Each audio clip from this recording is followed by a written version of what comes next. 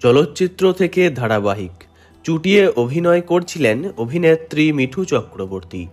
হরগৌরী পাইস হোটেল ধারাবাহিকে মহেশ্বরীর চরিত্রে অভিনয় করছিলেন যখন, তখনই আচমকাই তাঁর শরীরে ক্যান্সার ধরা পড়ে, আর সেজন্যই ধারাবাহিক থেকে সরে এসেছিলেন মিঠু চক্রবর্তী। গত বছর এপ্রিল মাস নাগাদ জানা যায় স্তন ক্যান্সারে আক্রান্ত হয়েছেন তিনি। তারপর অস্ত্রোপচার, কেমোথেরাপি, রেডিওথেরাপি চলতে থাকে। স্ত্রীর কঠিন সময়ে পাশে ছিলেন সব্যসাচী। বহু মাস পর দীপাবলিতে সামনে আসেন মিঠু চক্রবর্তী। দেখা যায় কেমোর কারণে চুল উঠে গিয়েছে। দীর্ঘ অসুস্থতার ফলে ওজনও ঝরেছে বেশ খানিকটা। তাঁর এমন অবস্থা দেখে মন খারাপ হয়ে যায় তাঁর অনুরাগী বন্ধু ও সহকর্মীদের। যদিও এখন মারণ রোগের সঙ্গে লড়াই করে ধীরে ধীরে সেরে উঠছেন তিনি। স্বামী গৌরব চক্রবর্তীর জন্মদিন উপলক্ষে সোশ্যাল মিডিয়ায় একটি পোস্ট শেয়ার করে নিয়েছেন ঋদ্ধিমা ঘোষ। সেখানেই আবারও দেখা মিলল মিঠু চক্রবর্তীর। দেখা যাচ্ছে সামনে সেন্টার টেবিলের উপর রাখা একটি কেক।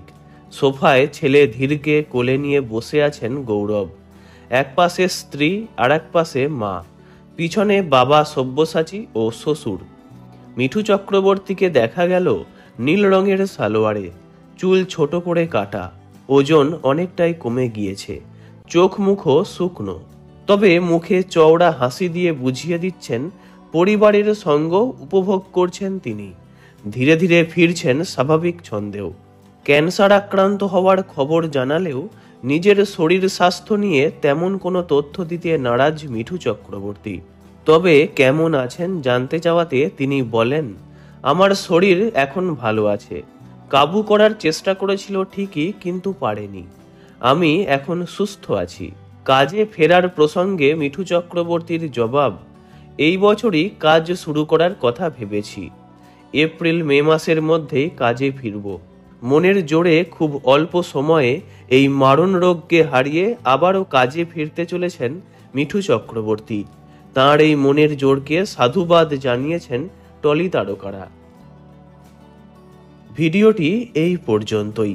বিনোদন জগতের সব রকম খবরাখবর জানতে চ্যানেলটি অবশ্যই সাবস্ক্রাইব করবেন। ধন্যবাদ।